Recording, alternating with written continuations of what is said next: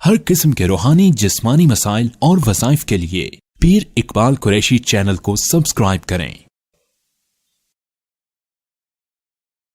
اما بعد فاعوذ باللہ من الشیطان الرجیم بسم اللہ الرحمن الرحیم اقترب للناس حسابهم وهم فی غفلۃ معرضون صدق اللہ العظیم۔ اگر کوئی انسان ڈپریشن کا مریض بن جائے اور اس کو سکون نہ ہو، بے چینی ہو، گھبراہٹ ہو اور بہت زیادہ ٹینشن ہو تو وہ اس آیت کریمہ کا وظیفہ کرے۔ اللہ تعالیٰ ڈپریشن سے، ٹینشن سے، پریشانی سے اسے نجات عطا فرمائیں گے۔ اور اگر سکون نہ آتا ہو، بالکل ہر وقت فکر دامنگیر ہو اور انسان کو جو ہے کسی کام میں دل نہ لگتا ہو، تو اس آیت کریمہ کی برکت سے اللہ تعالیٰ اسے سکون قلب بھی عطا فرمائے گا اور اس کو دل جمعی بھی عطا فرمائے گا۔ سورہ انبیاء آج ہمارے درس میں آغاز ہو رہا ہے۔ یہ سورہ انبیاء کی پہلی آیت کریمہ ہے۔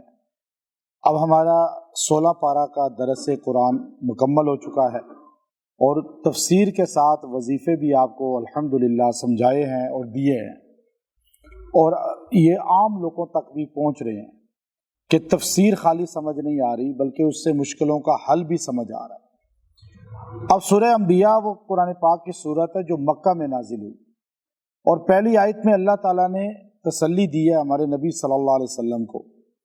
اور یہ سورہ نازل ہونے کا سبب کیا ہے؟ عبداللہ ابن مسعود رضی اللہ تعالیٰ عنہ کی روایت بخاری شریف کے اندر موجود ہے۔ آپ نے فرمایا سورہ کہف، سورہ مریم، سورہ طٰہٰ اور انبیاء مکہ میں قریب قریب نازل ہوئی، اور جب سے ہم نے ان کو سنا ہے تو ہم نے اس کو اپنی زندگی کا جزء لازم بنا لیا تلاوت میں، کہ ہمیں اللہ نے ٹینشنوں سے نجات دی ہے۔ اب ان کا آپس میں ایک ربط ہے، تعلق ہے، اور رمضان المبارک کی تفسیر میں انشاءاللہ ترتیب سے بتاؤں گا۔ لیکن یہاں آپ دیکھیے کہ پہلی آیت میں اللہ نے سورہ انبیاء اس کو کیوں کہتے ہیں پہلے، کہ اس میں تقریباً 15 انبیاء کے واقعات ہیں اور 16ویں حضرت مریم علیہ السلام کا واقعہ ہے۔ انبیاء علیہ السلام کے واقعات بیان کر کے اللہ نے تسلی دی ہے کہ اے پیغمبر صلی اللہ علیہ وسلم، مکے میں تو آپ پہ ظلم ہو رہا ہے، آپ کی تبلیغ میں چند لوگ مسلمان ہو رہے ہیں، یعنی آپ جتنی تبلیغ کرتے تھے چند لوگ ہی آپ کے ہاتھ پہ کلمہ پڑھتے تھے۔ تو آپ سوچئے کہ 13 سالہ دور مکی میں جو تبلیغ اور نبوت کے دور ہے، اس میں آپ پر 250 آدمی تقریباً مسلمان ہوئے۔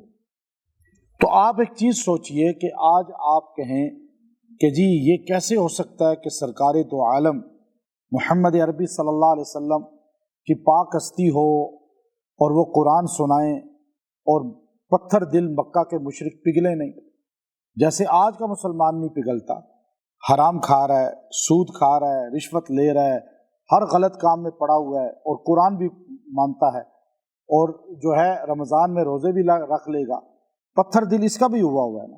تو مکہ کے مشرک کا پتھر دل تھا، باپ دادوں نے عقیدہ شرک والا بنایا تھا، تو آج بھی لوگ شرک میں مبتلا ہیں، عقیدہ خراب ہے، آپ انہیں سمجھائیں وہ کبھی نہیں مانیں گے، آگے سے لڑیں گے، آپ سے بھڑ جائیں گے۔ تو یہاں پر بھی اللہ رب العزت نے آپ علیہ السلام کو تسلی دی کہ آپ اپنے خاندان کے پاس طائف گئے، انہوں نے پتھر مارے، آپ بازار اوکاز میں پھرتے تھے تبلیغ کے لیے تو لوگ مارتے تھے، گالیاں دیتے تھے، کانٹے بچھا دیتے تھے، پاگل کہتے تھے، نعوذ باللہ مجنون کہتے تھے۔ تو اللہ تعالیٰ نے سورہ انبیاء کو نازل کیا تو بتایا میرے پیغمبر یہ 16 نبیوں کے میں واقعات بتا رہا ہوں، ان کے ساتھ بھی ایسے ہی ہوا ہے، جو اللہ کی توحید بیان کرتا ہے اس کے ساتھ ایسے ہی ہوتا ہے۔ آپ بہت آسائش والی زندگی گزار رہے ہیں، آپ بہت ہی عیش و عشرت کے ساتھ رہ رہے ہیں، آپ جو ہے لوگوں کی آنکھوں کا تارا بن چکے ہیں، آپ انہی لوگوں کے سامنے کلمہ توحید بیان کریں، وہ سب آپ کے مخالف ہو جائیں گے، اور یہی کام مکے میں آپ علیہ السلام کے ساتھ ہوا۔ تو توحید کا اس میں سورہ انبیاء میں ذکر ہے، ایک ایک نبی کا اللہ نے الگ الگ، اس میں آخر میں سورہ انبیاء کے سیکنڈ لاسٹ جو رکوع ہے نا، وہ جس مریض پہ بھی پڑھا جائے تو اللہ اس کو شفا دے دیتے ہیں۔ اس میں اللہ نے نبیوں کی دعاؤں کو ذکر کیا ہے کہ فلاں نبی نے یونس نبی نے اس طرح مانگا، زکریا نبی نے اس طرح مانگا، اور پھر جو ہے حضرت ابراہیم نے اس طرح مانگا، اور پھر حضرت یحییٰ نے اس طرح مانگا، اور زکریا نے اس طرح مانگا، اور ان کی دعائیں اتنی پیارے انداز میں ہیں کہ اس کا سیکنڈ لاسٹ رکوع اگر آپ یاد کر لیں اور آپ اس کو تلاوت کریں یا ویسے ہی دیکھ کر آپ پڑھیں تو آپ کو ایک لطف آ جائے گا، سکون آ جائے گا۔ تو اللہ نے اپنے نبی کو کہا میرے پیغمبر دیکھیں یہ 16 نبی ہیں، 15 نبی ہیں اور ایک نبی کی ماں ہے، تو 16 لوگ ہیں، انہوں نے مشکل میں کس کو پکارا؟ تو آپ نے بھی اللہ کو پکارنا ہے، تو آج امتی بھی مشکل میں کس کو پکارے گا؟ اللہ کو پکارے گا نا۔ اب یہ تو نہیں کہ ہم ان برگزیدہ ہستیوں کو پکارنا شروع کر دیں۔ سیکنڈ لاسٹ رکوع سورہ انبیاء کا ایمان تازہ کر دیتا ہے۔ میں نے کسی بھی مریض کو جب کہا، اس کے گھر والوں نے کہا جی بہت مشکل ہے، تکلیف میں ہے، میں نے کہا سیکنڈ لاسٹ رکوع جو ہے آپ پڑھیں، اس پر آپ دیکھیے گا ایسے سکون آ جاتا ہے۔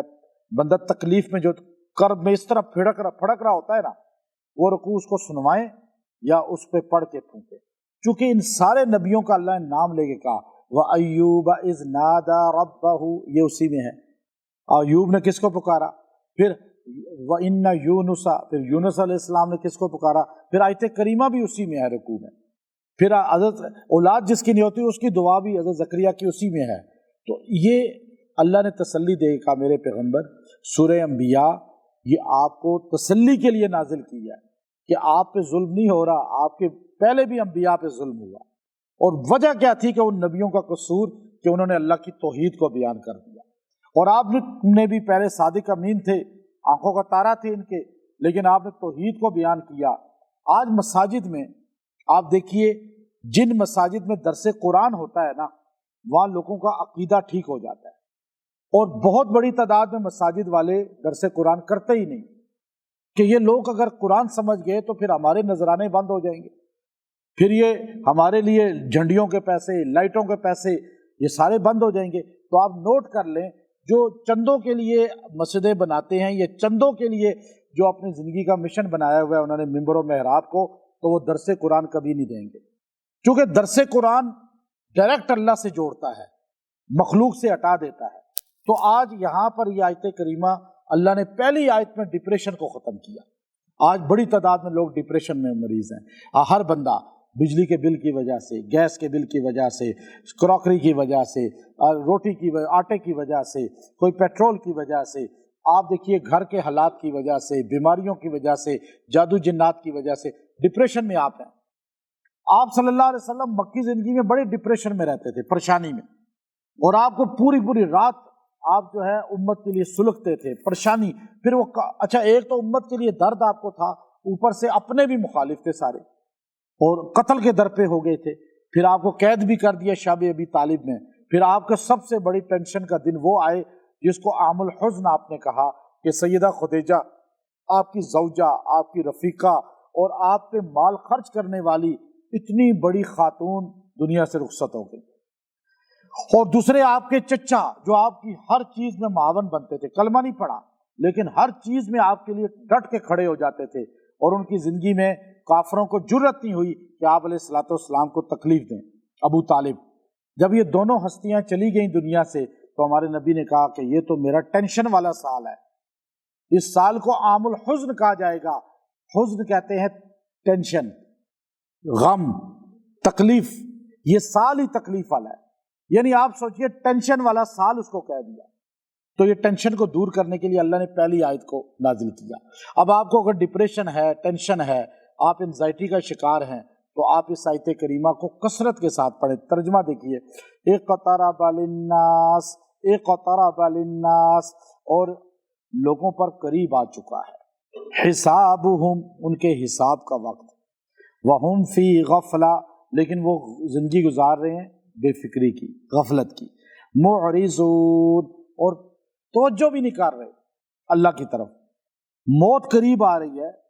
اچھا، اس میں حساب کا دن کون سا قریب آ رہا ہے؟ مفسرین نے مختلف تشریح کی ہے۔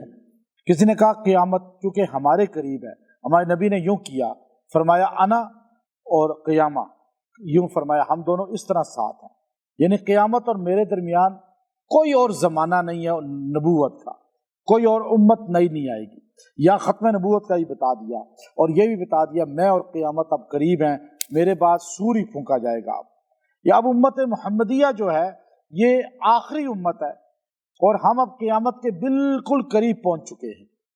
اب زمانہ جو ہے خود ہر چیز دکھا رہا ہے، یہ سائنس کی ترقی، یہ ایٹمی طاقتیں بن جانا، یہ سارا وہی سمندروں میں آگ لگے گی، پیٹرول نکل رہا ہے سمندروں سے. اللہ نے قرآن میں پہلے کہا کہ اس وقت کسی کو یقین تھا کہ سمندروں میں آگ لگے گی، لیکن آج دنیا کہتی ہے آگ پانی میں لگ سکتی ہے. سمندر میں آگ لگتی ہے نا ابھی بھی کئی جگہ پر. اور پھر اللہ تعالیٰ جو ہے کیسے یہ سارے پہاڑوں کو ریزہ ریزہ، آج مشینیں کیسی ہیں، ایک بارود چلے تو پہاڑ ریزہ ریزہ. تو یہ دنیا خود اپنی تیاری کر بیٹھی ہے ایٹمی طاقت کی. اور پھر اللہ تعالیٰ نے کہا ان کی بڑی خامی یہ ہے کہ یہ قیامت کے قریب ہو رہے ہیں لیکن برتھ ڈے منا رہے ہیں، برتھ ڈے، خوشیاں منا رہے ہیں. تمہارا ایک دن تو کم ہو گیا قیامت کے. اچھا قیامت، بعض لوگ سوچتے ہیں کہ میں تو 70 سال کا ہو گیا ہوں ابھی تک قیامت نہیں آئی، اور یہ تو بچپن سے سنتا آ رہا ہوں. اور پھر کوئی کہتا ہے، ابھی میں تعزیت کر کے آیا تو انہوں نے کہا جی میرے والد صاحب 110 سال کی عمر میں فوت ہوئے ہیں ابھی. تو وہ 110 سال یہی کہتے رہے کہ اب دیکھیے یہی کہتے ہوں گے کہ بھائی قیامت ابھی تک نہیں آئی ہے، میں بچپن سے سنتا آ رہا ہوں. لیکن وہ دوسری روایت کہ من مات فقط قامت قیامتہ، جو مر گیا اس کی قیامت شروع ہو گئی. قبر کا حساب تو ہے نا. تو یہاں ابن کثیر رحمہ اللہ نے کہا کہ یا حساب سے مراد قبر کا حساب ہے، اور بعض نے کہا نہیں آخرت کا حساب بھی قریب ہے، لیکن قبر کا حساب تو بالکل قریب ہے نا. ہمارے جو بڑے فوت ہو گئے یا ہمارے ساتھ والے، تو وہ کہاں چلے گئے؟ حساب دینے کے لیے قبر میں گئے یا نہیں گئے؟ تو وہ حساب قریب ہو گیا. اور یہ کیا کر رہے ہیں؟ اللہ کہتا ہے حساب تمہارا اتنے قریب آ چکا ہے، ادھر روح نکلے وہاں حساب شروع ہوگا. اور تم ایک تو غفلت میں زندگی گزار رہے ہو، ناچ گانے کر رہے ہو، اچھل کود کر رہے ہو، حرام کاموں میں پڑے ہوئے ہو، اور تم لعو لعب میں پڑے ہوئے ہو، اور معرضون، اور پیٹھ پھیر رہے ہو، اعراض کر رہے ہو ایسا کہ تم نے جیسے مرنا ہی نہیں. نماز نہیں پڑھتے، مسجد کی طرف نہیں جاتے، دین کی باتوں سے بھاگتے ہو، اچھی باتوں سے فرار ہوتے ہو، اور پھر ٹینشنیں، ڈپریشن تمہیں آ پکڑتا ہے. تو تم دنیا کی ٹینشن کو پکڑے ہوئے ہو، آخرت کی ٹینشن کو چھوڑ چکے ہو. تو اس پر اللہ تعالیٰ نے ایک سمجھانے کے انداز میں ہمیں ایک بات بتائی کہ تم دنیا کی ٹینشن کو چھوڑو، آخرت کی ٹینشن کو پکڑ لو. چونکہ حدیث پاک ہے نبی علیہ السلام کی، دو غم ہیں، ایک دنیا کا اور ایک آخرت کا. جو دنیا کے غم میں پڑ جاتا ہے، آخرت کو بھلا دیتا ہے، اللہ اسے دھتکار دیتے ہیں دنیا کے غموں میں، اور پھنساتے ہیں. اور جو آخرت کا غم لے لیتا ہے، دنیا کا غم چھوڑ دیتا ہے، اللہ اس کو آخرت کے غم میں بھی سرخرو کرتے ہیں، اور دنیا کا غم میں دنیا کی تمام ضروریات اس کی پوری کر دیتے ہیں. تو اب ہم دنیا کے غم کو اختیار نہ کریں. آج ہر بندہ دنیا کے غم میں پڑا ہوا ہے، آخرت کے غم کو چھوڑا ہوا ہے. تو اس لیے یہ آیت کریمہ بہت ہی تیرے بہدف ہے. بلکہ اگر کسی بندے کو بہت ڈپریشن ہوتا ہو، بہت فکریں آتی ہوں، وسوسے آتے ہوں، ہر وقت غم، پریشانیوں میں، ٹینشنوں میں، انزائٹی میں ہو، تو وہ اس آیت کریمہ کو، سورہ انبیاء کی پہلی آیت کو لکھ کر اپنے پاس رکھ لے، اپنے یوں دل کے ساتھ قریب کر لے، تو انشاءاللہ اللہ اس کو اطمینان، سکون، ڈپریشن سے نجات عطا فرمائیں گے. اور جو بندہ بہت زیادہ پریشانیوں میں ہو، ٹینشنوں میں ہو، انزائٹی میں ہو، تو وہ بندہ ہر ٹینشن سے نکلنے کے لیے اس پہلی آیت کو روزانہ 100 بار پڑھے، 11 دن پڑھ کے دعا کرے، اور پھر جو ہے تیل پہ پھونک کے سر کی مالش بھی کرے، پانی پیے بھی، خود کر لے، دوسرا کر لے اس کے لیے. یہ ڈپریشن، انزائٹی اور ٹینشن کو ختم کر دے گا. آج ہر گھر میں آدھے سے زیادہ لوگ ڈپریشن کے مریض ہیں.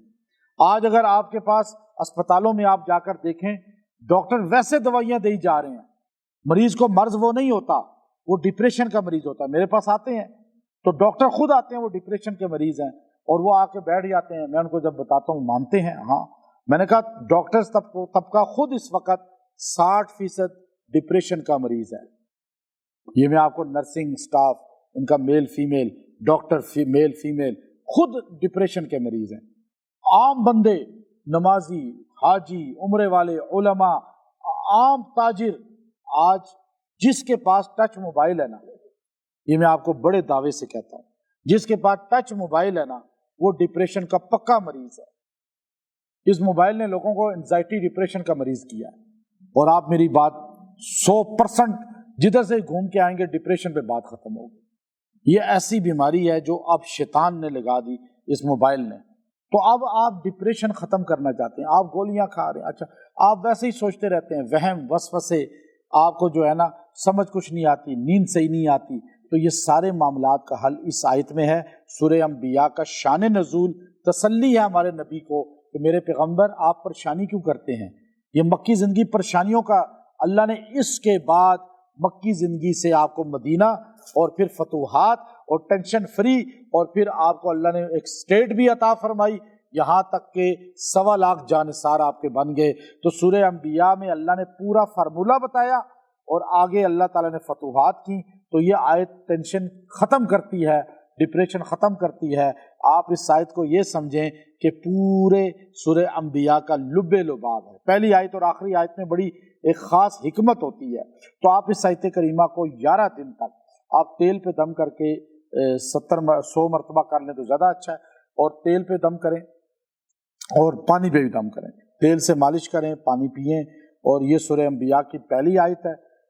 اس کو جب دیکھیں کوئی بندہ غافل ہے، اس کا ذہن متوجہ نہیں ہے نہ دین کی طرف نہ دنیا کے کاموں میں، تو اس کو بھی یہ 11 دن پلائیں، مالش کریں، اس کا دل بھی غافل ختم ہوگا اور دین یا دنیا میں منہمک ہوگا اور کام میں لگے گا جو کام سے جی چرا رہا ہے۔ وآخر دعوانا الحمد للہ رب العالمین۔